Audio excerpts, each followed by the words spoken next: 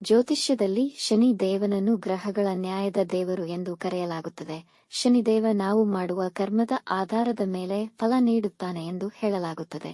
ಪ್ರಸ್ತುತ ಶನಿಯು ನವೆಂಬರ್ 28ರಿಂದ ನೇರ ನಡೆಗೆ ಮರಳಿದ್ದಾರೆ. ಈ ರಾಶಿಚಕ್ರದ ಚಿಹ್ನೆಗಳಿಗೆ ಮುಂಬರುವ ವರ್ಷ ಜುಲೈ 2026ರವರೆಗೆ ಏನು ಫಲಗಳನ್ನು ನೀಡಲಿದ್ದಾರೆ ತಿಳಿಯೋಣ. ಮೇಷರಾಶಿ. ಶನಿಯ ನೇರ ಚಲನೆ ಮೇಷರಾಶಿಯ 12ನೇ ಮನೆಯಾದ ವ್ಯಯಭಾವದಲ್ಲಿ. ವ್ಯಯವೆಂದರೆ ಕೇವಲ ಹಣಕಾಸು ಅಲ್ಲದೆ ಸಂಬಂಧ, ಮನಃಶಾಂತಿ, ಒಡನಾಟ ಹೀಗೆ ಹಲವು. ಶನಿ ಹಿಮ್ಮುಖವಾಗಿದ್ದ ಸಮಯದಲ್ಲಿ ಹೆಚ್ಚಿನ ಖರ್ಚುಗಳು, ನಿದ್ರೆಯ ಭಂಗ, ಪದೇ ಪದೇ ಆಸ್ಪತ್ರೆಯ ಸುತ್ತಾಟ. ಈ 4 ತಿಂಗಳಿನಲ್ಲಿ ಸಾಕಷ್ಟು ಮಾನಸಿಕ ತೊಳಲಾಟ ಅನುಭವಿಸಿದ್ದೀರಿ. ಈಗ ಈ ವಿಷಯದಲ್ಲಿ ಸ್ವಲ್ಪ ಶಾಂತಿ ದೊರೆತು ನೀವು ಮಾಡಬೇಕೆಂದಿರುವ ಕೆಲಸಗಳ ಕುರಿತಾಗಿ ಸ್ಪಷ್ಟತೆ ಸಿಗುವುದು. ಈ ಸಮಯದಲ್ಲಿ ನಿಮ್ಮ ಅಡಗಿದ ಭಯ ಅಥವಾ ಬಗೆಹರಿಯದ ಹಳೆಯ ಸಮಸ್ಯೆಗಳು ಮುಖಾಮುಖಿಯಾಗಬಹುದು. ನಿಮ್ಮ ಆತ್ಮಾವಲೋಕನಕ್ಕೆ ಕೆಲಕಾಲ ಏಕಾಂತವಾಗಿರಲು ಬಯಸುವಿರಿ. ಜೀವನದ ಪ್ರಶ್ನೆಗಳಿಗೆ ಉತ್ತರ ಹುಡುಕಲು ಆಧ್ಯಾತ್ಮ ಮತ್ತು ಜ್ಯೋತಿಷ್ಯದ ಕಡೆ ಒಲವು ತೋರುತ್ತೀರಿ. ನೀವು ಕೆಲಸ ಬದಲಾಯಿಸುವ ಯೋಚನೆಯಲ್ಲಿದ್ದರೆ ಈ ಸಮಯದಲ್ಲಿ ಮಾಡಬೇಡಿ. ಮಾಡಿದ್ದಲ್ಲಿ ಹೊಸ ಕೆಲಸ ಸಿಗದೆ ಒದ್ದಾಡಬೇಕಾಗಬಹುದು. ಕೆಲವೊಮ್ಮೆ ಅಧಿಕಾರ, ಸ್ಥಾನಮಾನ ಕಳೆದುಕೊಳ್ಳುವ ಭೀತಿ ಬರಬಹುದು.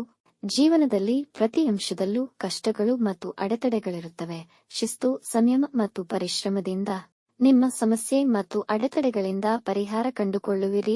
ಅನವಶ್ಯಕ ಖರ್ಚುಗಳು ಹೆಚ್ಚಾಗಿ ಇರುವುದರಿಂದ ನಿಮ್ಮನ್ನು ಹಣಕಾಸಿನ ವಿಷಯದಲ್ಲಿ ಮಿತವ್ಯಯಿಗಳನ್ನಾಗಿಸುತ್ತದೆ.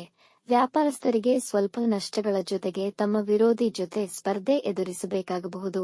2026 ಜನವರಿಯವರೆಗೂ ಗುರು ಶುಕ್ರರ ಅನುಗ್ರಹದಿಂದ ಉನ್ನತ ವಿದ್ಯಾಭ್ಯಾಸ, ದೂರ ಪ್ರಯಾಣ, ವ್ಯವಹಾರಗಳಿಗೆ ಚಿನ್ನ, ಬೆಳ್ಳಿ, ಆಸ್ತಿ ಖರೀದಿಸಲು ಉತ್ತಮ ಯೋಗ ಬರುವುದು.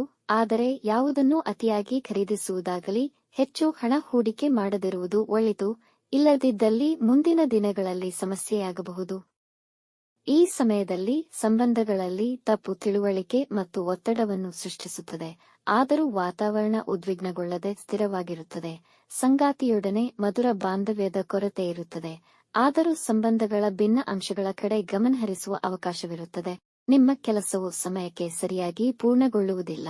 ಆದ್ದರಿಂದ ನಿಮ್ಮ ಜೀವನದಲ್ಲಿ ನೀವು ನಿರಾಶೆಗಳನ್ನು ಎದುರಿಸಬೇಕಾಗುತ್ತದೆ. 12ನೇ ಭಾವವು ವಿದೇಶ ಸೂಚಿಸುವುದರಿಂದ ನಿಮಗೆ ವಿದೇಶ ಪ್ರಯಾಣ ಅಥವಾ ದೂರ ಪ್ರಯಾಣದ ಸದಾವಕಾಶ ಸಿಕ್ಕರೆ ಬಳಸಿಕೊಳ್ಳಿ. ವಿದೇಶದಲ್ಲಿ ಆಸ್ತಿ ಖರೀದಿ ಮಾಡುವ ಯೋಚನೆಯಲ್ಲಿದ್ದರೆ ಇದು ಸಕಾಲ. ವಿದೇಶದಿಂದ ಉದ್ಯೋಗದ ಪ್ರಸ್ತಾಪ ಅಥವಾ ಉನ್ನತ ವಿದ್ಯಾಭ್ಯಾಸಕ್ಕಾಗಿ ಅವಕಾಶ ಬಂದರೆ ಇದನ್ನು ಒಪ್ಪಿಕೊಳ್ಳಿ. ಪರಿಹಾರ: ಹನುಮಾನ ಚಾಲಿಸ ಮಂತ್ರವನ್ನು ಪ್ರತಿನಿತ್ಯ ಬೆಳಗ್ಗೆ ಪಠಿಸಿ.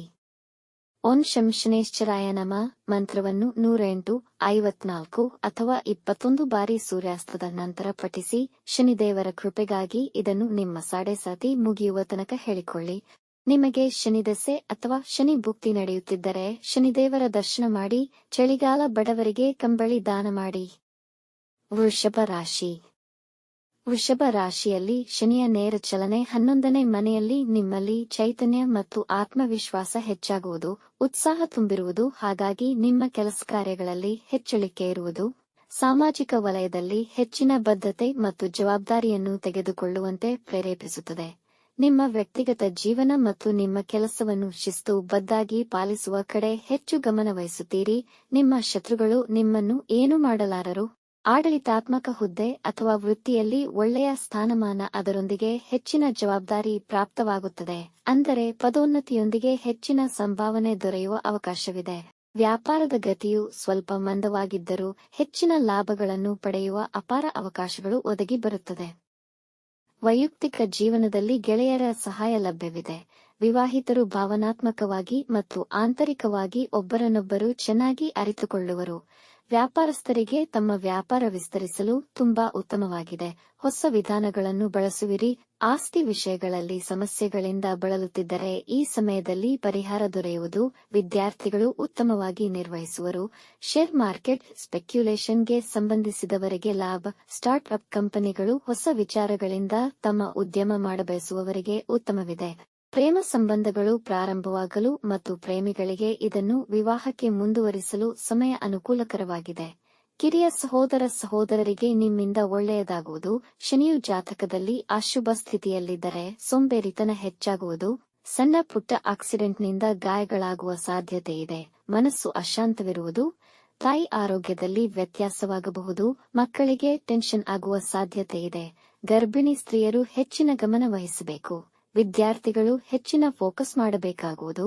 ಶನಿ ಅಶುಭ ಸ್ಥಿತಿಯಲ್ಲಿದ್ದರೂ ಹೆಚ್ಚಿನ ಉತ್ತಮ ಪರಿಣಾಮಗಳು ದೊರೆಯುವುದು. ಆದರೆ ಮೇಲೆ ತಿಳಿಸಿರುವ ವಿಷಯಗಳಲ್ಲಿ ಹೆಚ್ಚಿನ ಗಮನ ವಹಿಸಬೇಕು. ಕಾರ್ಯ ವ್ಯವಸಾಯಗಳಲ್ಲಿ ಅಭಿವೃದ್ಧಿ, ಆಕಸ್ಮಿಕ ಹಣ ಲಾಭ, ನಿಂತು ಹೋದ ಹಣ ಕೈ ಸೇರುವುದು, ರಿಯಲ್ ಎಸ್ಟೇಟ್ನಲ್ಲಿ ಒಳ್ಳೆಯ ಧನಲಾಭ, ಆದಾಯದಲ್ಲಿ ವೃದ್ಧಿ, ವಿವಿಧ ಮೂಲಗಳಿಂದ ಆದಾಯ ದೊರೆಯುವುದು, ನಿಮ್ಮ ಅಧಿಕಾರಿಗಳಿಂದ ಪ್ರಶಂಸೆಗೆ ಒಳಪಡುವಿರಿ.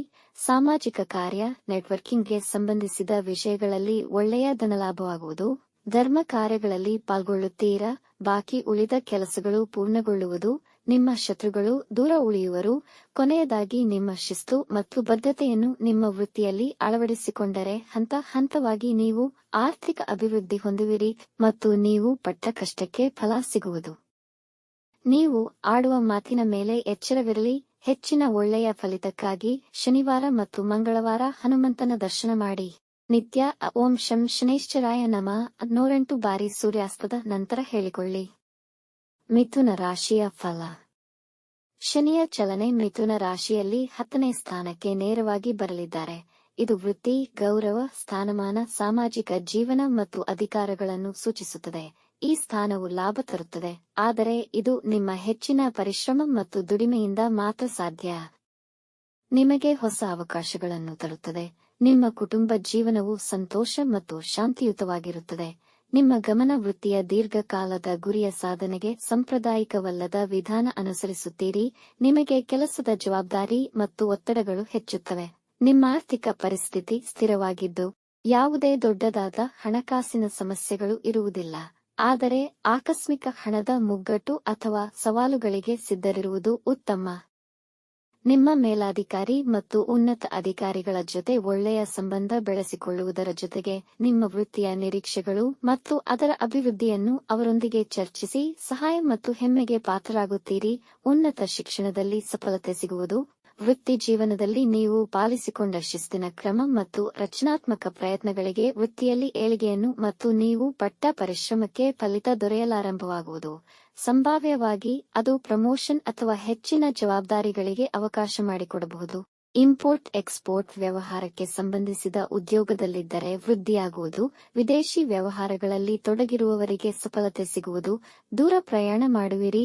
ನಿಮಗೆ ಈ ಸಮಯದಲ್ಲಿ ಸಮೃದ್ಧಿ, ಹೆಸರು, ಕೀರ್ತಿ, ಅಭಿವೃದ್ಧಿಗಳನ್ನು ಶನಿ ಮಹಾತ್ಮರು ನೀಡುವರು. ಪ್ರಮೋಷನ್ಗಳು ದೊರೆಯುವುದು. ನಿಮ್ಮ ಇಚ್ಛೆಗಳು ಪೂರ್ತಿಯಾಗುವುದು. ಅವಿವಾಹಿತರಿಗೆ ವಿವಾಹ ಯೋಗ ಕೂಡಿ ಬರುವುದು. ಶತ್ರುಗಳ ಮೇಲೆ ಜಯ ಸಾಧನೆ, ಮಾನಸಮ್ಮಾನಗಳು ದೊರೆಯುವುದು. ಕಾಯಿಲೆಯಿಂದ ಬಳಲುತ್ತಿದ್ದರೆ ಸುಧಾರಣೆಯಾಗುವ ಸಾಧ್ಯತೆಯಿದೆ. ಅಧಿಕಾರ ಪ್ರಾಪ್ತಿ, ನಿಮಗೆ ಒಳ್ಳೆಯ ಸ್ಥಾನ ದೊರೆಯುವುದು. ಈ ರಾಶಿಯವರ ತಂದೆಯ ಏಳಿಗೆ ಹಾಗೂ ಅವರ ಆರೋಗ್ಯದಲ್ಲಿ ಸುಧಾರಣೆ ಕಾಣುವುದು. ಖರ್ಚು ಕಮ್ಮಿಯಾಗುವುದು. ಎಲ್ಲಾ ಸೌಖ್ಯಗಳು ಲಭಿಸುತ್ತದೆ. ನಿಮ್ಮ ಮತ್ತು ನಿಮ್ಮ ಸಂಗಾತಿಯ ನಡುವಿನ ಬಾಂಧವ್ಯ ವಾತ್ಸಲ್ಯಮಯವಾಗಿರುತ್ತದೆ. ಮಿಥುನ ರಾಶಿಯ ಪೋಷಕರು ಇವರಿಗೆ ಸಂಭಾವ್ಯ ಬಾಳ ಸಂಗಾತಿಯನ್ನು ಪರಿಚಯಿಸಬಹುದು. ಈ ಸಮಯದಲ್ಲಿ ನಿಮ್ಮ ನಡವಳಿಕೆ ಹಾಗೂ ನೀವು ನಡೆದುಕೊಳ್ಳುವ ರೀತಿಯ ಮೇಲೆ ಪರಿಣಾಮಗಳನ್ನು ನಕಾರಾತ್ಮಕ ಹಾಗೂ ಸಕಾರಾತ್ಮಕವಾಗಿ ಎದುರಿಸಬೇಕಾಗುತ್ತದೆ. ಆದರೆ ಈ ಸಮಯದಲ್ಲಿ ನೀವು ಯಾವುದಾದರೂ ವಿಷಯವನ್ನಿಟ್ಟುಕೊಂಡು ವೃಥಾ ಚಿಂತೆ ಮಾಡುವಿರಿ. ಜಾತಕದಲ್ಲಿ ಶನಿ ಅಶುಭ ಸ್ಥಿತಿಯಲ್ಲಿದ್ದರೆ ದಾಂಪತ್ಯ ಜೀವನದಲ್ಲಿ ಭಿನ್ನಾಭಿಪ್ರಾಯಗಳು ಬರುವ ಸಂಭವವಿದೆ. ಸಣ್ಣ ಪುಟ್ಟ ಸಮಸ್ಯೆಗಳಾಗಬಹುದು. ಅವಮಾನಗಳು ಆಗುವ ಸಾಧ್ಯತೆಯಿದೆ. ಮೇಲಧಿಕಾರಿ ಮತ್ತು ಸಹೋದ್ಯೋಗಿಗಳಿಂದ ಅಸಹಕಾರವಿರುವುದು. ಹಿರಿಯರ ಜೊತೆ ವಾಗ್ವಾದ. ನಿಮ್ಮ ಸೇವಿಂಗ್ಸ್ ಬೇರೆ ಉದ್ದೇಶಕ್ಕಾಗಿ ಆಕಸ್ಮಿಕವಾಗಿ ಬಳಸಬೇಕಾಗುತ್ತದೆ. ಶನಿದೇವರ ಕೃಪಾ ಕಟಾಕ್ಷಕ್ಕಾಗಿ ಮತ್ತು ಹೆಚ್ಚಿನ ಶುಭಫಲಕ್ಕಾಗಿ ಶನಿವಾರ ಮತ್ತು ಮಂಗಳವಾರ ಹನುಮಂತನ ದರ್ಶನ ಮಾಡಿ. ಸಾಧ್ಯವಾದರೆ ಹನುಮಾನ ಚಾಲಿಸ ದಿನ ಬೆಳಗ್ಗೆ ಪಠಿಸಿ. ಕಟಕ ರಾಶಿಯ ಫಲ. ಕಟಕ ರಾಶಿಯ 9ನೇ ಮನೆಯಲ್ಲಿ ಶನಿಯ ನೇರ ಸಂಚಾರ ಈ ರಾಶಿಯವರ ವಿದ್ಯೆ, ವೃತ್ತಿ ಮತ್ತು ಬೌದ್ಧಿಕ ಸಾಧನೆಗಳಲ್ಲಿ ರಚನಾತ್ಮಕ ಬೆಳವಣಿಗೆಯನ್ನು ಸೂಚಿಸುತ್ತದೆ. ನಿಮ್ಮ ಬುದ್ಧಿ ಚುರುಕಾಗುವುದು.